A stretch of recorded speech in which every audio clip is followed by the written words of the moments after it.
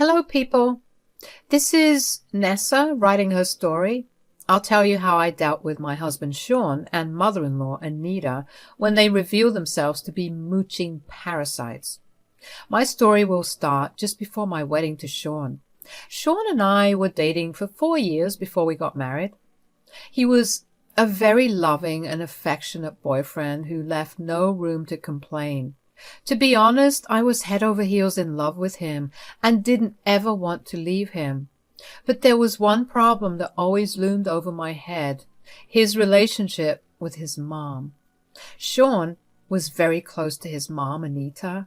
That is fine by me. I like it when a man is connected to his family. But Sean kind of always put his mom in a higher position than me. His mom didn't like me at all and got away with insulting me regularly. Sean did apologize to me about her behavior later, but he never stood up for me or even protected me from his mom. We had multiple talks about Anita, but nothing came out of it. Anita continued her horrible behavior towards me.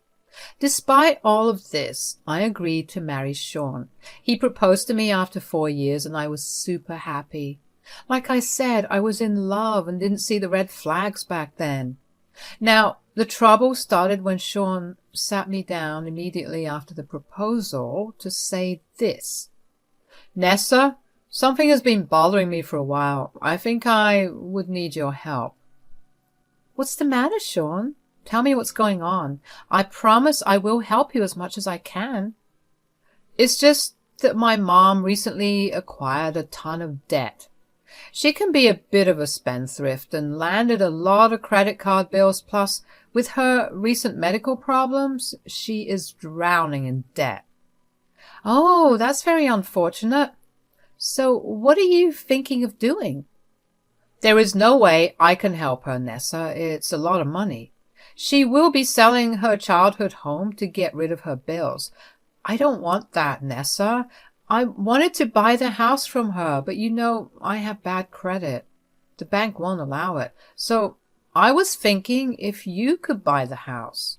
"Wait, what? You want me to buy your house?" "Please think about it, Nessa. We're getting married now as well. It will be just perfect. You can take a mortgage since you have the money." At that time, I did feel a little uncomfortable saying yes. Buying a house was a big deal. He was right, though. I could afford it. I thought about it for a week and then said yes. The house was gorgeous and the price was a little low because of Anita's urgency, so I went ahead and bought the place. Since I alone was paying for the house, I only put my name on the deed. Sean didn't protest, so all good, right? No. After we got married, Sean suddenly moved his mom into the house. By then, we had been married for like 6 months. It was just so out of the blue that I freaked out when I saw Anita casually sitting in my living room in her PJs. I was shocked, but acted calm. "Hey, Anita, are you visiting? Will you stay for dinner?" "I'm not visiting. I'm going to live in this house from now on. My son has told me that he has made me part owner of the house, so I don't need to stay in a rented apartment any longer. That cramped place wasn't my style anyway. Now, the real mistress of the house is back. I don't understand this. Sean told you that you are a co-owner of this house?" "Yes. So you better get used to having me around. I won't tolerate your nonsense under my roof. Since you will be living rent-free here, you need to do as I say from now on." I was shocked at the words Anita said. My mind was spinning. I had no idea why Sean had made up such a big lie to Anita. It was ridiculous and outrageous. I went straight to my bedroom to confront Sean. I said, "Sean, why is your mom saying that she is going to live here from now on? And she is saying that she is a co-owner of this house. What the hell is going on?" I'm so sorry, Nessa. I lied and told Mom that I was the one who bought the house. Mom was complaining about living in a rented apartment, so I brought her here. She's having money issues again. She's my mom. I can't abandon her. Why the hell would you lie to her, Sean? I'm sorry, okay? I didn't want my mom to think that I was a disappointment. Asking you to buy the house was shameful enough for me. Please don't push it anymore. I will tell her the truth after some time. Please don't kick her out. Being the doormat that I am, I allowed Anita to stay. What can I say? I was stupid and in love. I didn't want my husband to feel humiliated, so I went along with him and pretended that he and Anita owned the home. I never should have done that. Anita turned my life into a living hell. She was freaking awful. The woman somehow got meaner because she believed I was living in her house. She expected me to do all the chores and contribute to the household. She wasn't giving us a penny for herself. Instead, I was working, cleaning the house, paying the bills. The only thing that Anita did was cook. Even then, she went out of her way to cook things I don't eat or stuff I'm allergic to. So I often ended up cooking for myself after disinfecting every inch of the kitchen. I knew Anita was doing this on purpose. Sean never said anything about his mom. We fought and fought, but Sean refused to put his mom in place. 2 years passed, and Sean still didn't tell his mom about the house. I was growing tired of Anita's abuse and Sean's lack of support. Just when things couldn't be any worse, Anita made the most ridiculous demand I have ever heard in my life. One day when I was back from work, I found Anita and Sean waiting for me with grim faces. When I looked at them with curiosity, Anita said, "You need to sit down, Nessa. I have something important to tell you." "Okay, what is this about? You look serious." "We have discussed our living expenses and found out that you are not contributing enough to the house." Now, this was something that I hadn't expected at all. I paid a decent amount for the household expenses. Sean and I paid the same amount since we had almost equal salaries. So I have no idea why Anita suddenly thought that I wasn't doing enough. What was more ironic was the fact that Anita wasn't paying a cent towards any household expenses. So it was natural that I was confused. I said, "I don't understand. How am I not contributing enough?" "We are a 3-person household, Nessa. We have lots of bills to pay. Your share is just not enough for everything. Do you expect us to host you for free?" "Well, no, Anita, I don't expect anything like that, but I am already paying money. Me and Sean pay the same amount." "That's not enough, Anita. From now on, you need to hand over half of your salary to me. I will take care of all the household expenses, since Sean said you are bad with money." I couldn't believe what I was hearing. This woman wanted half of my salary? She demanded that I pay half? She acted like it wasn't even up for discussion? I was just shocked. Now I knew why Anita had run herself into debt. Still, it didn't make sense why I would be giving her money, and I didn't know what Sean had to say about this. I said, "I don't think you can just demand something like that, Anita. That is rude and unfair. Sean, what do you say about this? You know our living situation better than me." "I think my mom's right, Nessa. You don't contribute to the house at all while earning so much money. It's sort of unfair on all of us, especially on Mom, who does all the cooking and cleaning." "What the hell, Sean? I do give you some money for house bills and utilities." "Yeah, but that is barely enough. This is a 3-person house and expenses are mounting. It's only fair that you contribute more." "That's right. We house you for free anyway. You need to pull your weight and do what is right. Why would you even need so much money? It would be better for you to give me half of your salary. That is the only way this house would run smoothly. I was baffled by the conversation we were having. I had no idea why they were demanding more money from me when I was already paying more than we should have. I knew it was Anita's idea to get half of my salary. There was no freaking way she would only spend it on the bills and groceries. I was pretty sure she would be spending it on herself and writing it off as house items. And knowing Sean, he wouldn't even let me ask Anita for receipts or explanations about how she was spending my money. What surprised me more was the fact that Sean was completely in support of his freaking mother.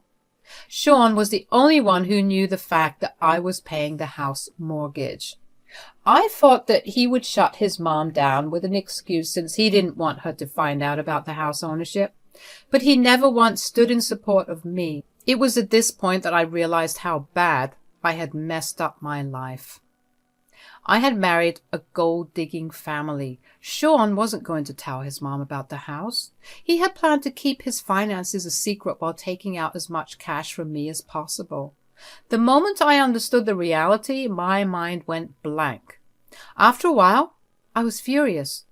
I knew that this drama needed to stop right now.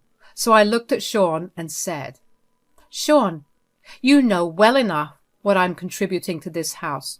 Are you still going to allow your mom to speak to me like that and demand half of my money? Your contribution to the house is negligible. You don't pay rent and live here mooching off us. I won't allow you to freeload off me, Nessa. Things run differently in my house. You need to pay to stay here." "I don't think so, Anita. I don't need to pay any kind of rent or give you half of my salary." "What do you mean?"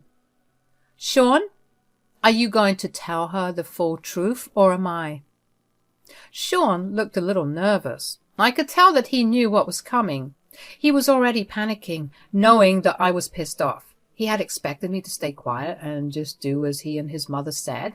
Well, I might be many things, but I am not a complete doormat. I wasn't going to let anyone take advantage of me and use me for their own benefit. And I was done with this family's parasitic ways. I simply went to my room, got some papers out, and I said, "First of all, Anita, this is not your house. It is mine. So you need to stop saying that this is your house." "What the hell are you talking about? My son bought this house for me. I am the owner of this house." "Well, if that's what he told you, then your son is a freaking liar. This house belongs to me. I bought it before we got married." No, that's impossible. You're lying." "You think I'm lying, Anita? Tell me, do you have papers to prove that you own the house?" "Well, no. Sean said he was keeping it safe for me." Again, Anita, your son is a freaking liar. He only said those things to please you. When this house was up for sale, your son begged me to buy the house. He knew I had the money and the means to get a mortgage, so I bought the house but didn't tell anyone because Sean didn't want anyone to know. All papers went through agents, so you never saw my name come up. Sean later lied and said that he had purchased the house and put your name on it. None of you two own this place. I do. Anita looked shocked when I revealed the reality to her. She had never imagined that I was the complete owner of the house. Sean had her convinced that he bought the house and made Anita co-owner. Well, all those were lies, of course. He was lying to Anita to make himself look better. He was trying to take all the credit and all my money. I wasn't going to let him do that. I had already made a decision. I didn't care anymore. The truth needed to come out. Dear Anita couldn't just comprehend what I said. The fact that her son was a lying piece of shit was just too far out for her. She refused to believe what I was saying. She looked furious and said, "I don't believe a word you're saying, Nessa. You are lying to make me feel bad and turn me against my son." "Really, Anita? Are you that delusional? Why would I want you to hate my own husband? But if you think I'm making up lies, here, have a look at these. These are the papers of the house deed." "Show me. Show me right now." I'm sure you're lying. I showed Anita the papers of the house deed. She read them thoroughly with her eyes going very large with every word. Meanwhile, Sean was just standing there looking miserable. I didn't even want to look at him for longer than a second. When Anita was done, she had tears in her eyes. Still, these were the words coming out of her mouth. I don't believe this. These papers are fake. This is all fake. You're trying to trick me. This house is mine. No, it's not, Anita. This is my house. The papers have the stamp and everything. You clearly saw that the house deed says I am the sole owner of this place. If you still don't believe me, you can ask your son. He's right here. Sean, what the hell is this woman saying? Is this really Nessa's house? Did you freaking lie to me? Sean stayed quiet while looking at his feet. He couldn't bring himself to say the words that he had lied to his mommy dearest. His mommy dearest was begging him to tell her the truth. His silence told Anita all she needed to know. Suddenly she started to cry while asking her son to be truthful. By then, I had had enough, so I said, I let you live rent-free in my house for 2 years, Anita. Neither you nor your son have given me any money for rent. Instead, I was giving you money for household bills. Well, I had no idea that you owned the house. Fine then, you won't have to give me more money. I guess this conversation is over. Now, hold up, Anita. This conversation is far from over. We were not done talking at all. They took an hour to insult me and find ways to get money out of me. Now it was my turn to make some hard decisions and set things straight. I needed to make changes to make my life better, so calmly I looked at them both and said, You never should have asked for half my salary in the first place. I was already paying enough towards the household bills. Today I got to know just how greedy and selfish you guys can be. I've had enough. I don't want you in my house anymore. You need to leave. What? You want to kick me out? No, you can't do that. You can't do this, Nessa. She's my mom. She needs to be here. You cannot just kick her out. Oh, you are going with her as well, Sean. I'm kicking you out too. Sean was shocked when I said that. He didn't expect me to actually kick him out as well. Anita was also confused and shocked. She thought that she would still continue to live in my house because her son wouldn't let me kick her out. Now she sees that I was kicking her son out as well. She immediately panicked and said, How dare you talk about kicking out your husband? Have you no respect for your husband? Nessa, you can't kick me out like that. We're married and should be staying together. I have the right to be here as your husband. Good thing that we are not remaining married anymore. Don't worry, I'll be filing for divorce tomorrow. I'm done with you. Sean looked at me like he was seeing a new woman in front of him. Gone was the demure Nessa, who didn't fight with her husband and did what he asked. This Nessa was out for blood. He couldn't believe that I was asking him for a divorce. I don't know if he thought he was God or something, that I wouldn't even divorce him. He said, Nessa, you're not thinking straight. You can't just jump to divorce like that. You're overreacting over a small issue. You hear yourself, Sean? This is exactly why I want a divorce. You are a freaking greedy man who thought you could mooch on me and exploit me for the rest of your life. You think I don't see through your plan? Even knowing the truth, you wanted me to hand over my salary to your mom? And you defended her again when I kicked her out. You think this is a small issue? Look, I know you're upset, but we don't have to do this. We can talk about it, Nessa. Absolutely not. I am done with you, Sean. I want both you and Anita to move out of my house by next month. I will be filing for divorce and preparing eviction papers tomorrow. There is no changing my mind. I said that and left while Anita and Sean were shouting and telling me that I was overreacting. I didn't engage with them anymore. I was done spending my precious energy on unworthy people. I shut myself in my room and made an appointment with a lawyer the next day. The next morning, Sean and Anita acted overly sweet with me and tried to win my love. It was sickening, and honestly, it just repelled me even more. I ignored them and went straight to a lawyer. I had requested time off work so that I could sort out my legal issues. For the next few days, Anita and Sean both did their best to win my affection. It ranged from being sweet and caring to downright yelling at me for being unforgiving. That was until I walked in from work one day and served them eviction and divorce papers. Here's when the drama started off. Nessa, how could you do this? We're in love and always wanted to get married. Now you want to divorce me? Out of the blue? It's not out of the blue, Sean. You have done enough to drive me away. Your mom has done enough to drive me away. You never once took my side. Come on, dear Anita. I know I have been unfair in my treatment of you, but I can change. Give us a chance and you will see that we can be a great family. No, can do, Anita. I know you are only saying this now because you know that your housing depends on me. That's the same for you too, Sean. I know you were just sad that you were losing your cash cow. As I said, my decision is final. There is no way you can change my mind. Get your things ready and move out before the eviction period ends.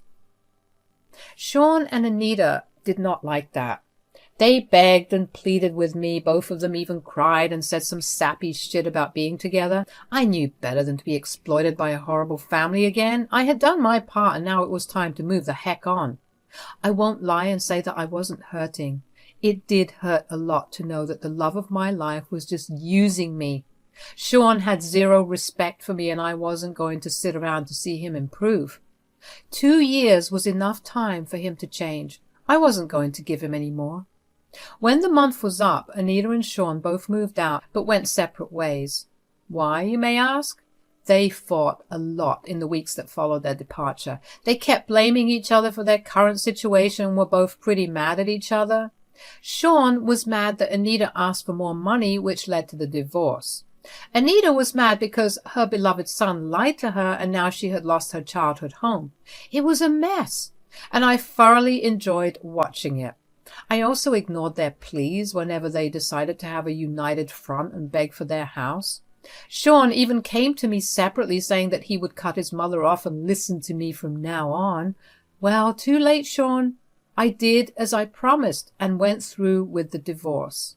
Getting a divorce was fairly easy. Sean didn't have a lot of money now that he was on his own. Hiring lawyers for a lengthy court case wasn't financially feasible for him. So we agreed to mediation and got divorced. It took some time, but it's done. Sean didn't get anything from me because we made the same salary. We split everything equally. Now, what I hear from others, Sean and Anita are currently not talking to each other as much. Anita moved in with Sean because she didn't have much money, but their relationship had already soured. Sean initially didn't want to take his mom in, but the family pressured him into doing it. He is now miserable with his dear mother, while I have an entire house and all of my salary to enjoy.